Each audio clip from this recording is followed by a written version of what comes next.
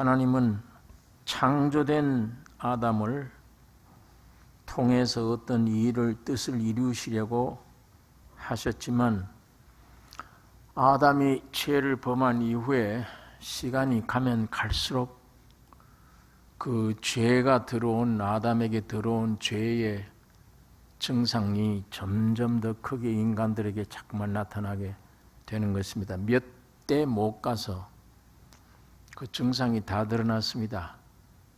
아담의 아들 가인은 동생을 죽이는 살인 사건이 벌어지게 되고 해서 아담을 통해 이루려고 하셨던 그 모든 하나님의 계획을 사탄과 짝지어 폐괴되었기 때문에 완전 포기하셨습니다. 포기하시고 새 조상으로 아브라함을 부르셨습니다. 아브라함은 하나님이 왜 아브라함을 부르셨는가?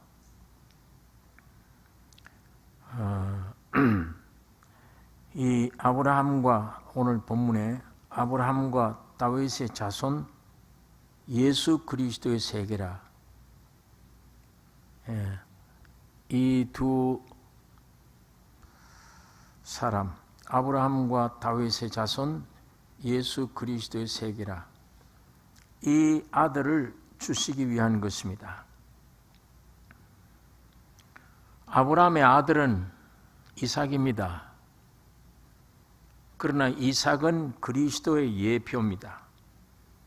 그러므로 아브라함의 아들은 그리스도십니다. 오늘 여기 본문에 아브라함의 자손 예수 그리스도의 세계라. 그러니까 이삭이 예표인데, 예수님 그리스도의 예표인데 이삭이 어떤 일을 했느냐? 성경 가운데 이삭의 역사가 길질 않아요. 아주 간단해요. 아주 적습니다. 그러나 뚜렷한 이삭을 통해 보여주신 뚜렷한 일은 모든 민족, 유대인이나 이방인이나 모든 민족에게 축복을 같이 다 주는 거. 그게 아브라함을 통해 일어난 창세기 12장에는 말씀이에요. 너 씨로 인하여 모든 족속이, 모든 민족이 복을 얻으리라. 그게 이삭을 통해서 되어진 것인데 역사적인 이삭을 얘기하는 게 아니고 이삭의 예표로 오신 예수 그리스도를 가리키는 겁니다. 그 창세기 22장에 보면 하나님이 아브라함에게 주신 아들 모리아 산에 가서 제물 드리라. 그 모리아 산에 가서 제물 드린 이후에 하나님이 하신 말씀입니다. 무언가 하면 너 씨로 말미암아 천하 만민이 복을 얻으리니.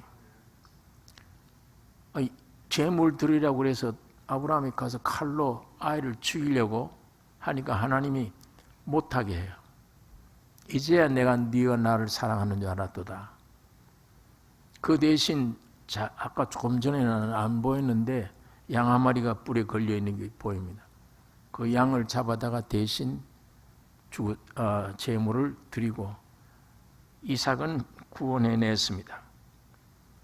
그런데 그것을 가리키며 하나님이 아브라함에게 이르시되 너 씨로 말미암아 천하 만민이 복을 얻으리니. 그 너 씨, 네 자손, 그것을 갈라디아서 3장 16절에 이 약속들은 아브라함과 그 자손에게 말씀하신 것인데 여럿을 가리켜 그 자손들이라 하지 아니하시고 오직 하나를 가리켜 네 자손이라 하셨으니 곧 그리스도라. 그러니까 이삭을 통해서 역사한 너 씨로 말미암아 모든 민족이 복을 얻으리라 한 이 씨는 예표요. 예수 그리스도를 가리키는 것입니다.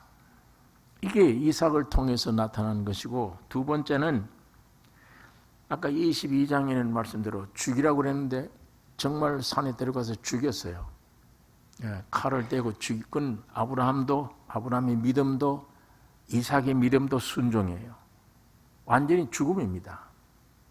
죽었는데 하나님이 부활해 주신 거예요. 살려주신 겁니다. 그러니까 죽음에 이르도록 하나님께 드려졌는데 곧 주님이 부활하신 것입니다. 히브리서 11장에 있는 말씀 보면 11장 17절, 히브리서 11장 17절, 아브라함은 시험을 받을 때 믿음으로 이삭을 드렸으니 저는 약속을 받은 자로 돼 그 독생자를 드렸느니라. 이 씨를 통해서 번성하려는 약속을 받았지만 이 드리라고 그러니까 죽이면 어떡하나, 이 약속이 끊어지지 않겠나. 그러나 아브라함은 그걸 믿었다는 거예요. 믿고 드렸느니라. 저에게 이미 말씀하시기를 네 자손이라 칭할 자는 이삭으로 말미암으리라 하셨으니 저가 하나님이 능히 죽은 자 가운데서 다시 살리실 줄로 생각한지라. 비유컨대 죽은 자 가운데서 도로 받은 것이니라. 히브리서는 분명히 이삭 제물이 되었다가 살아난 사람을 죽었다가 부활한 것이라. 그걸 여기 분명히 말씀을 하고 있습니다. 세 번째는 이삭의 일생 가운데 기록할 만한 것이 신부를 영접하는 겁니다. 그게 창세기 24장 67절에 기록된 말씀인데, 그러니까 이삭의 역사는 간단해요. 이삭을 통해서 모든 민족이 복을 얻으리라는 것과 이삭은 모리아 산에 가서 죽었다가 부활한 것과 세 번째는 이 부활 후에 신부를 영접한 것. 그게 이삭의 일생의 전부입니다. 아브라함이 종을 보냈는데 이삭을 위해서 이 며느리를 봐야 되겠다. 좋은 며느리를 봐야 되겠다. 그래서 삼촌 댁으로 보냈습니다. 거기 가서 이 처녀가 신랑 얘기를 듣더니 그냥 뛰쳐나와 그 신랑 집으로 따라가겠다는 거예요. 그래서 와서 나중에 이삭은 들판에 있다가 신부를 영접하고 자기 모친 방에서 그 신부를 자기 아내로 받아들이는 이야기가 창세기 24장에 있는 말씀입니다. 그 다음엔 이삭의 역사를 통해 우리가 보는 것은 뚜렷한 노력 없이 아버지의 모든 재산을 상속받는 일, 상속받아서 누리는 일. 그러니까 이분이 예수 그리스도를 지금 모형으로 보여주고 있는 것인데, 예수 그리스도가 오신 목적이 모든 인류에게 축복이 되는 일이에요. 예수 그리스도가 오신 목적이 죽고 부활하시기 위해서 오신 분이요. 예수 그리스도가 오신 목적이 부활 후에 아내를 영접하기 위한 거예요. 우리 교회를 영접하기 위한 거예요. 예수님의 일생을 그대로 그림자로 보여준 것이 이삭의 일생입니다. 그 위에 너절한 짓을 한 적이 없어요. 이삭이 아주 깨끗하게 그것만 단순하게 보여준 것입니다. 그러니까 여기 아브라함의 자손 예수 그리스도의 세계라. 그 다음에 두 번째 아브라함과 다윗의 자손 예수 그리스도의 세계라. 이 다윗의 아들은 솔로몬이죠. 솔로몬인데 이 솔로몬도 예수 그리스도의 예표입니다. 그러니까 예수 그리스도는 다윗의 아들이에요. 여기 말한 대로 다윗의 자손 예수 그리스도라. 마태복음 22장에 보면 예수 그리스도에 대해서 예수님이 바리새인들에게 묻는 거예요. 성경에 오신 메시아. 그러니까 네 자손이냐? 물었더니 바리새인이 대답하기를 다윗의 자손이니이다. 바로 대답을 한 거예요. 다윗의 자손이다, 예수가. 그러면 어떻게 다윗이 훨씬 예수 전의 사람인데 다윗이 예수를 보고 내 주라고 했냐? 그 말에 육적으로 해결이 안 돼요. 바리새인들이 말을 못하면 대답을 할 수가 없었다. 그러나 어쨌든 다윗이 자손인 것을 이 유대 민족들도 알고 있었습니다. 그러면 이 다윗의 자손은 솔로몬인데 솔로몬이 무엇을 했느냐? 왕국 상속자의 그리스도의 예표입니다. 왕이에요. 솔로몬 왕이에요. 두 번째 솔로몬의 특색은 지혜입니다. 온 세계가 다 와서 솔로몬이 지혜를 배워요.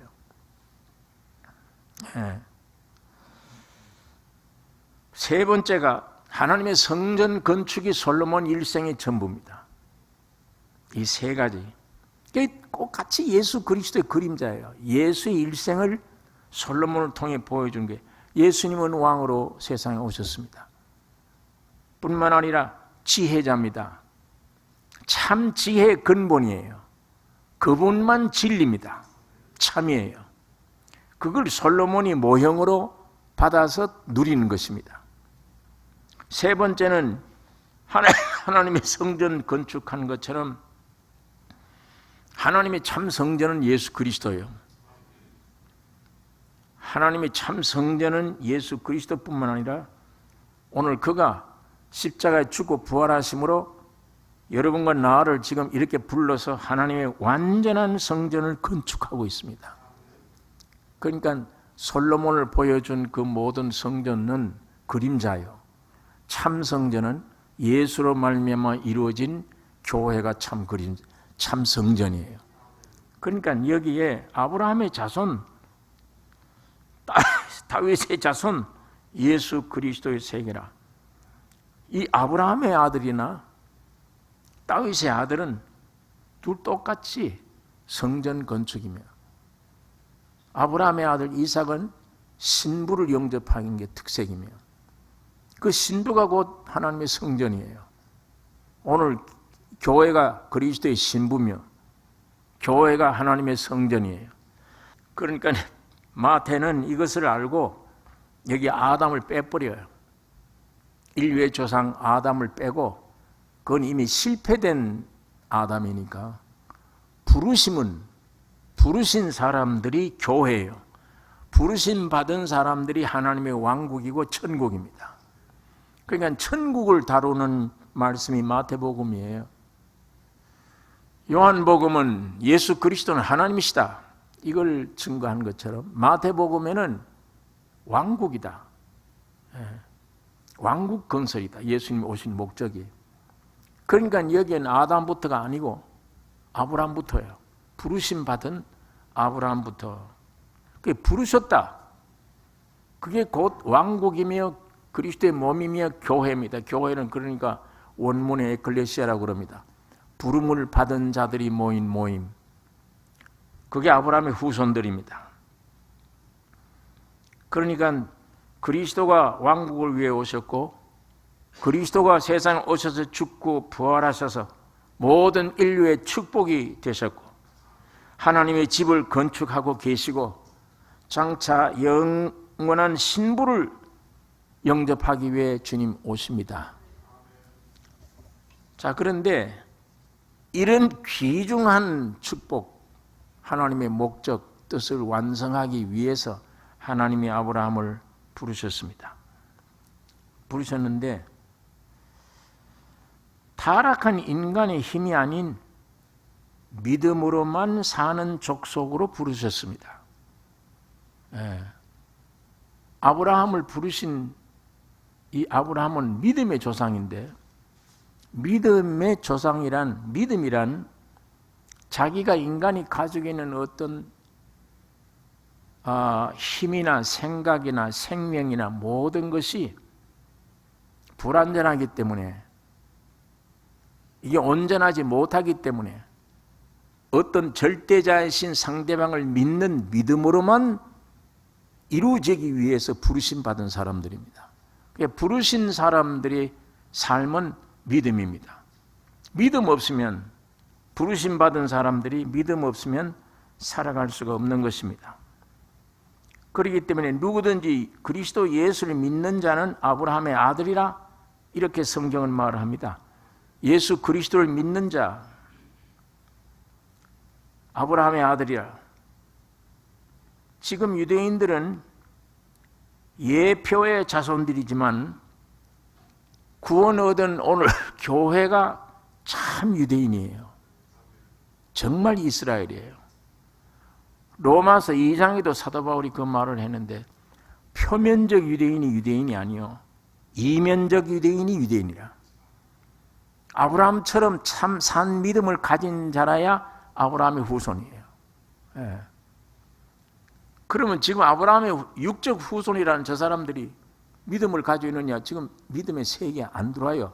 저 사람들은 아직도 율법을 붙들고 인간으로서 행위를 주장한 행위의 삶을 살고 있지, 믿음에는 전혀 관계없는 사람들이에요.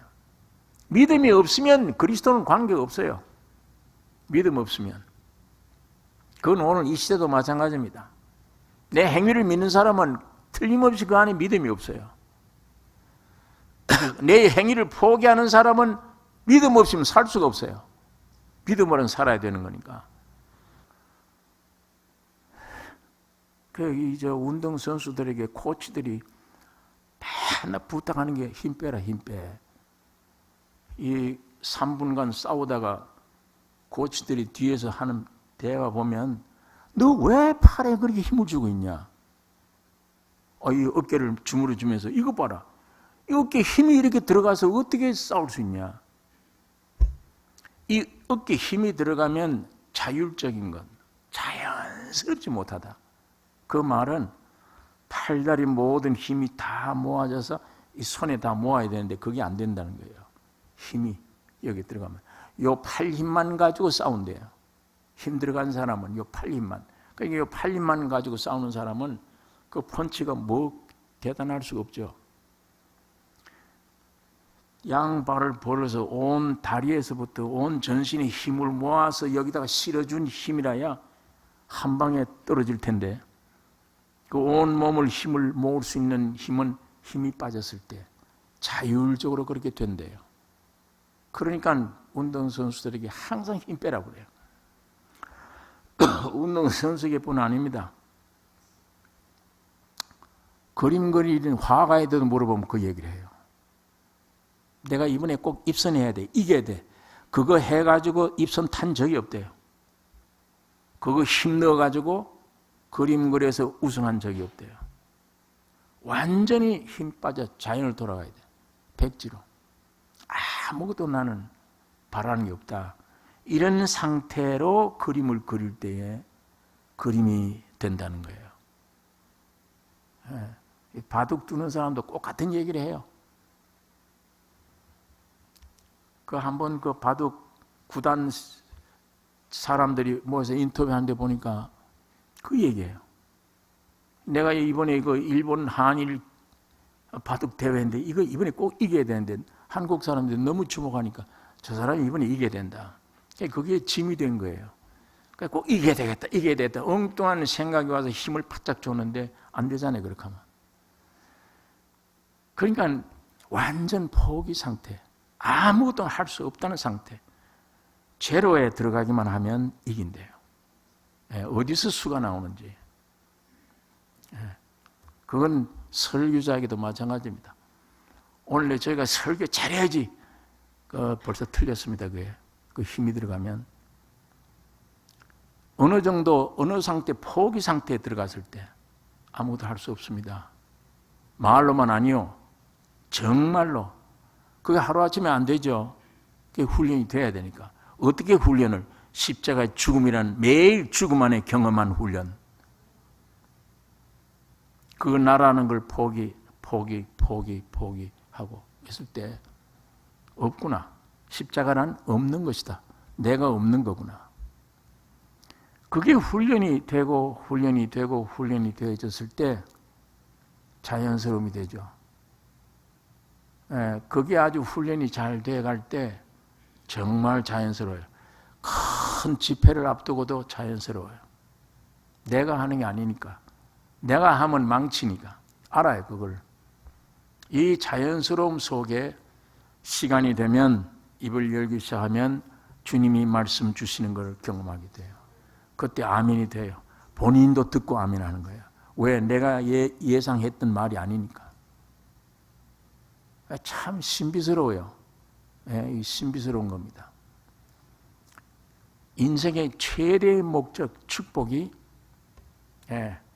밑바닥에 하나님 보시는 그것을 내가 볼 때, 하나님이 나를 알고 채점한 그 점수를 내가 알 때, 그때 쉼이 옵니다.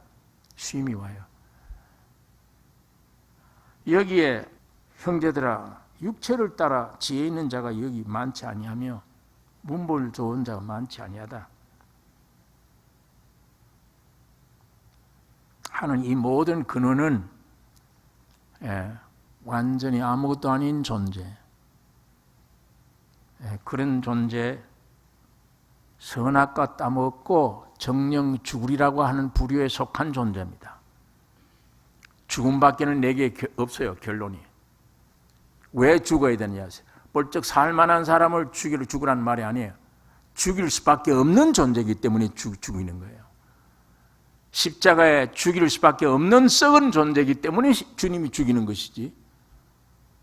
십자가에 못 박지 않고 살만한 인격 존재라면 왜 죽여요? 그 길을 선택하시지. 주님도 안 죽으시고 더 좋지. 왜 자기 목숨을 꺼내면서 왜 죽어야 되느냐? 죽일 수밖에 없는 썩은 존재니까 죽을 수밖에 해요. 버릴 수밖에 해요. 여러분을 죽이지는 못하잖아요. 버릴 수는 없잖아요. 그러니까 주님이 대신 여러분이 돼서 죽은 겁니다. 처음에는 예수님도 십자가 돌아가시기 전에 동산에서 기도를 그렇게 해서 아버지 이 잔을 내게서 옮기시옵소서. 그러나 내 원대로 말고 아버지의 뜻대로 되길 원합니다. 아버지의 뜻만 이루세요. 그러나 나는 이 잔을 옮기면 좋겠습니다. 주님도 그렇게 기도를 하셨어요. 그러나 하나님의 뜻은 넌 죽어야 된다. 왜? 온 인류가 더 이상 고칠 수 없는 부패되고 썩은 존재이기 때문에 길이 없다. 네가 이 인류가 되어 내려간 이상 죽어야 된다. 그게 하나님의 뜻입니다. 그 죽는데 하나님이 외면하셨어요. 왜 날 버리십니까? 하고 십자가 소리칠 때 하나님이 눈 감고 안 보았어요. 그거 안 들으시는 거예요. 그냥 죽음 당하신 것입니다. 이 존재가 우리 사람의 존재입니다. 여러분, 나는 죽어야 마땅한 썩은 존재입니다. 그거를 알려주기 위해 거듭난 새 생명 속에 믿음, 초보적인 믿음 가진 사람 속에 성령이 오셔서 내 안에 자꾸 빛이 되신 거예요. 내 정체를 보여주는 겁니다. 환경을 통해서 나를 또 깨닫게 하고, 말씀을 통해서 내 안에 점점 깨닫게 하고, 내 생각하는 거나 말하는 거나 이 발동되는 행동을 느끼면서 죄인이구나 이를 깨닫게 하고, 사람을 통해서, 질병을 통해서, 어려운 역경을 통해서 나를 점점 깨닫게 하고, 깨달을 때마다 십자가에 죽었다, 그 선언이 맞구나. 주님, 오늘도 나는 찬성합니다. 죽어야 마땅합니다. 그 훈련이 하루아침에 안 되죠. 아브라함이 그 길을 걸으신 겁니다. 처음에는 아브라함도 우리와 똑같아요. 위대한 분이 아니에요. 똑같습니다. 갈대아 우를 떠나라. 가나안 땅으로 가라. 하나님께서 그렇게 약속했을 때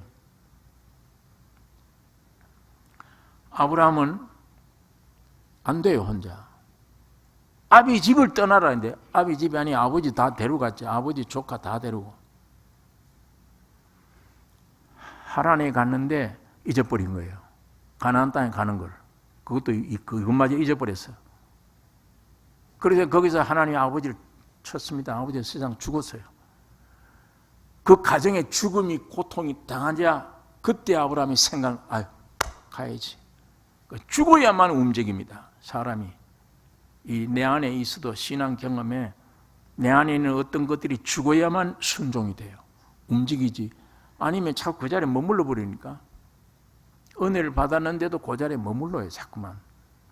아버지가 죽은 다음에 하란을 떠났습니다. 떠났는데도 혼자 안 떠났죠. 조카를 데리고 떠났지.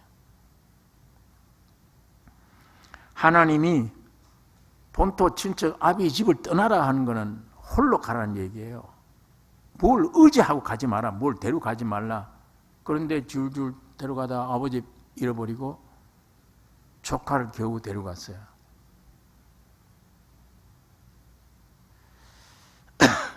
자꾸만 이 타락한 육체라는 것은 여러분 내 안에 우리 스스로가 몰라서 그렇지 타락한 육체 안에는 자신의 힘, 생각을 자꾸만 의지하려고 합니다. 내 생각을 자꾸 의지하려고 그래요. 내가 무언가를 해야 하려고 그래요. 이게 타락한 육체의 증상입니다. 그러니까 나중에 조카마저 하나님께서 다 떨어뜨리게 보내고 그래도 허전하니까 하나님이 나타나셔서 너 큰 자가 되라. 너를 통해 큰 유산을 주리라. 내게 자식이 없는데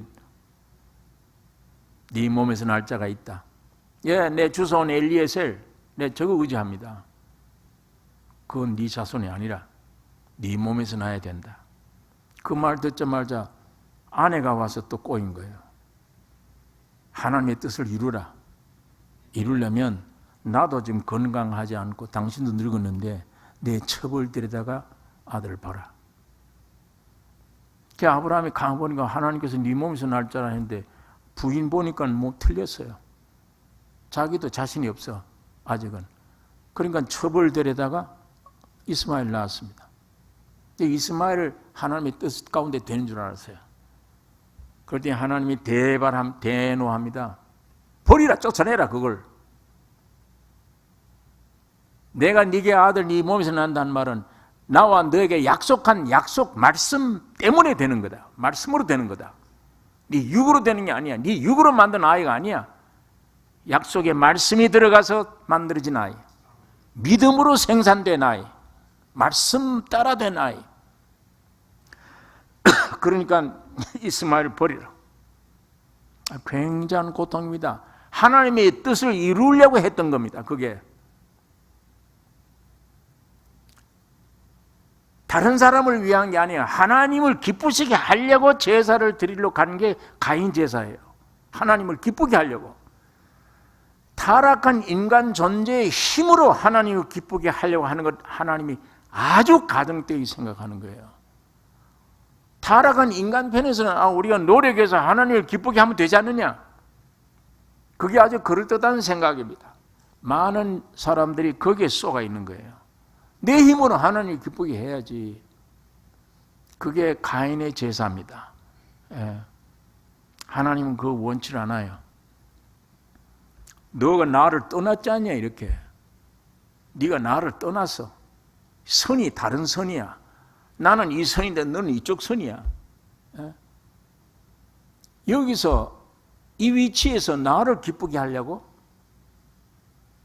그 위치에서 어떻게 애굽에서 하나님께 제사를 드릴 수 있냐? 거기서 나와야지. 애굽에서 내가 지정한 곳에 가야 내가 받는 제사가 있지. 애굽에서 어떻게 제사를 드리려고 하느냐? 그거 마찬가지예요. 그 기도가 달라요. 여기서는 주님이여 나에게 건강 주세요. 몸이 아픕니다. 주세요. 하나님은 주었다 이미 예수 안에서.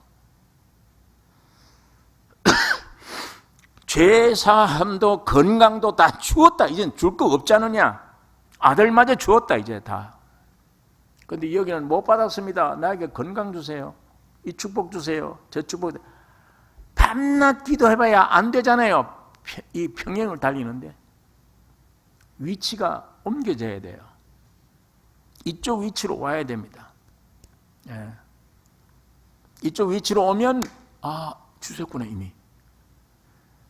그 죄인임을 고통하다가 점점 위치 변경 따라 통이하다가 어느 날 말씀이 안 믿어지던 말씀이 믿어져. 아, 날 속죄했구나. 그때 믿어지는 거예요. 이미 주셨구나. 이거를 주셨는데 이제 내가 믿어지네. 예, 여기서 위치로 옮겨왔기 때문이에요. 예. 하나님이 계신 영은 영의 위치며 여러분과 나가 있는 위치는 육의 위치입니다. 여기서 뭘 구하고 있습니다. 예. 안 들어주잖아요. 안 들리잖아요. 그러다가 하나님이 없네 있네 이런 자리까지 나가게 돼요. 마음대로 안 되니까. 이게 우리 신앙이 깊이 뉘우치는 가운데 이 위치가 좁아져서 하나님이 선 이 라인에 오면 이 말씀들이 믿어지게 되는 겁니다. 아, 이미 주님이 해결해 주셨구나. 건강도 이미 주셨네. 고쳐주셨구나. 네. 아브라함이 이 믿음이 처음에는 여러분과 나와 같이 처음에는 아버지 모시고 갔죠. 조카들 데려갔죠. 죽음이 온 고통스러울 때마다 떠나고 가나안 땅으로 떠나고 간 거예요. 네. 근데 나중에는 얼마나 좁아져요. 네. 아이 조카 그거 버리라. 아이 그 엘리에셀입니다. 버리라. 네 몸에서 나야 된다. 하나님을 위해서 그럼 뜻을 이루어야지. 했는 행동이 전부 다 하나님께는 안 돼. 이스마엘 남 쫓으라. 그거는 내가 쫓으라. 말씀이 약속에 들어가야 된다. 여러분 그래서 나중에 100세가 돼요.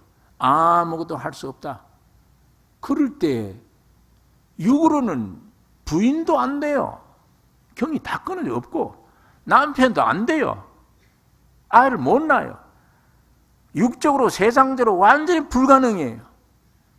그런데 주어진 말씀은 믿음으로 믿었습니다. 믿었더니 아이가 태어났어요. 그런데 하나 우리가 주의해야 될 것이 나중에 그 아이 또 죽이라는 거예요. 그 아이를 죽이라. 모리아 산에 가서 바치라. 나중에는 하나님이 정당하게 주신 경험마저 버리라는 거예요. 아브라함의 믿음의 세계, 이 믿음의 세계 결국이 뭐냐? 나와 예수님 이외에는 아무것도 가지지 마라. 나와 예수님 사이에 아무리 좋은 것이라도 혹은 내가 준 것이라도 그건 의지하지 마라. 예수와 나 사이에 모든 건 버려야 된다. 그 진리를 가르쳐 주는 거예요. 말씀으로 태어난 이삭 죽이라는 거예요. 그걸 바치라는 거예요.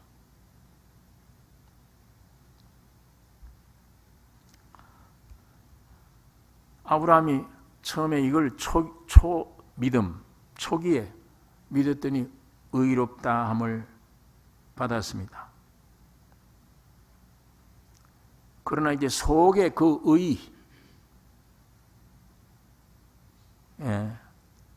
그 안에 깊이 성령으로 말미암아 안에 점점 깨닫게 해주신 것, 믿음으로만 사는, 의인은 믿음으로만 사느니라. 부르심을 받은 사람들은 믿음으로만 산다. 그런 면에서 아브라함이 우리에게 별로 보여줄 건 없어요. 발자취만 우리에게 가르쳐 주었지. 아브라함도 우리하고 비슷했구나. 처음에는 이거 달고 다니는 게 많았구나. 자, 우리 신앙생활 가운데 구원을 얻은 다음에 웬만한 걸 다 떨어졌습니다. 이제 죄도 큰 죄도 떨어지고 용서함 받았고 이제는 웬만한 것은 주님이 절대적인 것처럼 되어 있습니다.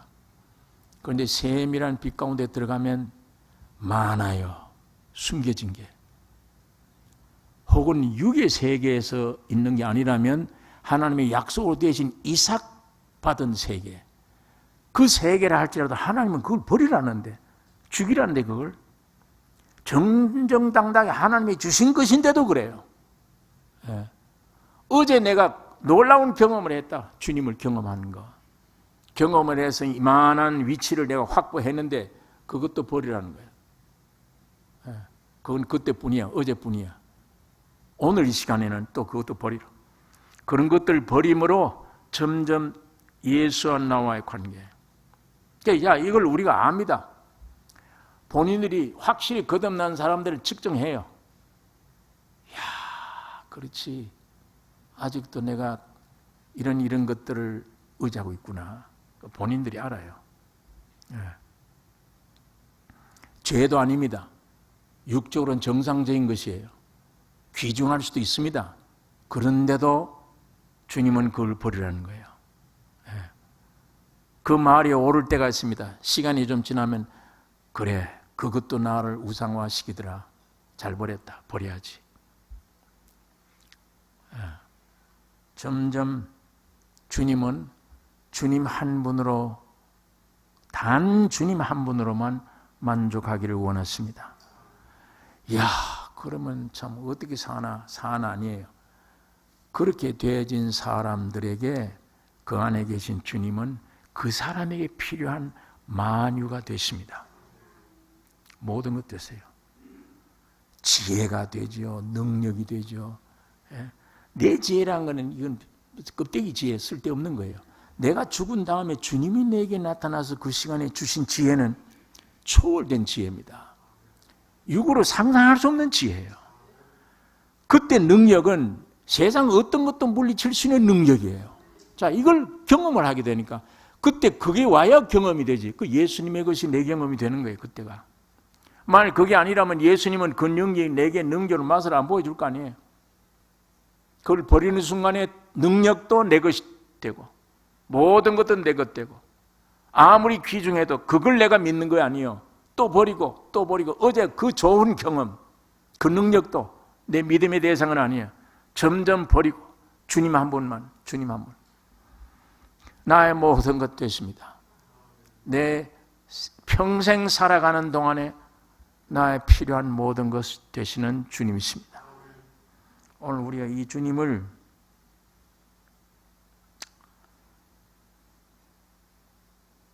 하나님이 주신 이삭도 버리라고 하시는, 점점 이렇게 주님께 모든 걸 돌려야 되는 주님 이외는 없구나.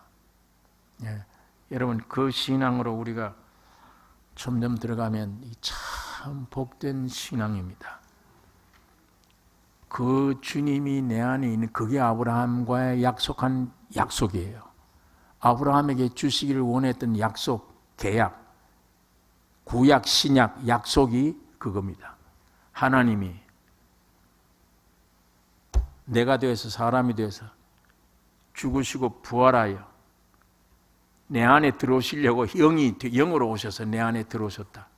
오셔서 내 안에 영혼 몸에 충만되셨다.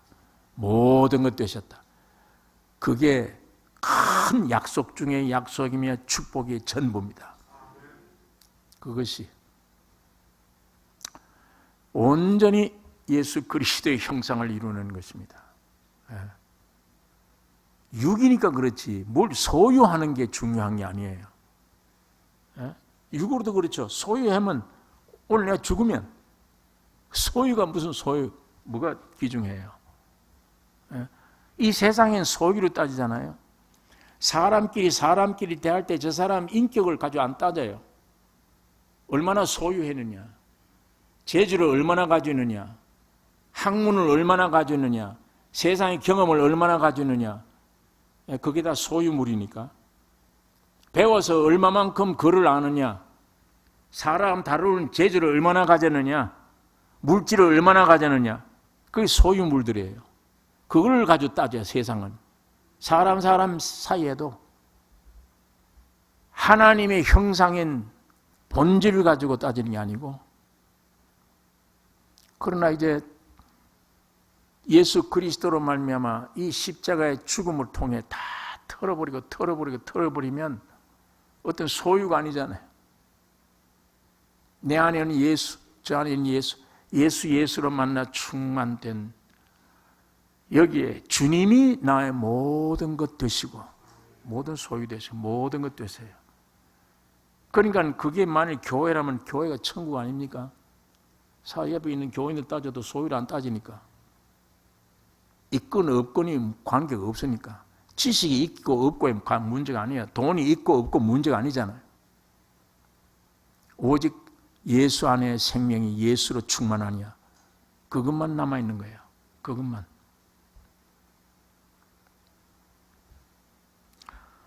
하나님이 여러분과 나를 인도하시는 그리스도의 몸된 교회가 이 몸입니다. 이걸 이루게 하기 위해서 역사하는 역사입니다. 주님이 계속 역사하고 계시는 것입니다. 그러니 이 세상과는 전혀 방법이 달라요. 그런데 그 세상 물이 교회에 들어오면 금방 다 깨져 버립니다. 남선교회 모였다. 구역이 모였다. 거기 소위로 따지지 않은 사람들이 모였다. 예. 남녀 구별도 없고 지식이 있고 없고도 구별이 없다. 사람이 나를 지으신 그 사람으로 족하다. 모였다. 그 사람 자체가 예수의 피로 씻음 받은 존재다. 예수의 생명을 가진 존재다. 그런 사람들이 말 모였을 때 세상 소유 따지는 사람 그 들어오면 다 깨지죠. 예, 하나가 안 되죠. 그건 오직 예수 놓고 간증하는 사람들끼리 모이면 예수 한 분으로 족하다. 너 안에 예수만 나오고 나 안에도 예수만 나오면 된다. 나는 내놓을 거 없다. 나는 죽었다. 이미 십자가에. 나는 다 모이는 사람 전체가 나는 내놓을 게 없다. 십자가 죽었다. 소유건 뭐이건 없다. 내 안에 있는 건 예수의 생명인데 예수만 내놓는다. 그렇게 모인 사람들이 그렇게만 돼봐요. 그게 바로 천국의 모습이며 성령이 역사하지 않을 수 없는 그리스도의 몸이 되는 것입니다. 거기는 어떤 사람이 와도 뉘우치고 이 구원을 얻게 될 거예요. 주의 놀라운 역사를 경험하게 되니까. 이게 잘 안 되는 이유는 전부 내 육에 있는 것들 내놓고 내 육의 어떠함 이런 것들 내놓고 그런 것들 믿고 있고 그런 걸 따지고 수준이 그럴 때에 거기는 온전한 주의 역사가 임할 수가 없는 것입니다. 우리 육적으로 보면 까무덕한 얘기 같지만 절대 가능한 일입니다. 이런 교회가 될 수 있는 가능이 있는 것입니다. 절대 주님은 생명을 주시며 거듭나게 하십니다. 매일 십자가를 짊어지게 하세요. 말씀이 이렇다는 것을 목표를 내가 삼으면 그걸 위해 기도하고 내가 매일같이 나를 버리기를 버리기만 버리면 내가 천국이니까 점점 내가 버린다는 말이 죽는다는 얘기인데 점점 죽음으로 원위치로 죽음으로 돌아가기만 가면 거기는 주님이 계시는 풍성함을 주시는 주님이시니까 그 안에 모든 역사 모든 일을 할 수 있게 될 것입니다. 오늘 우리 교회가 그렇게 되기를 원합니다. 기도하겠습니다.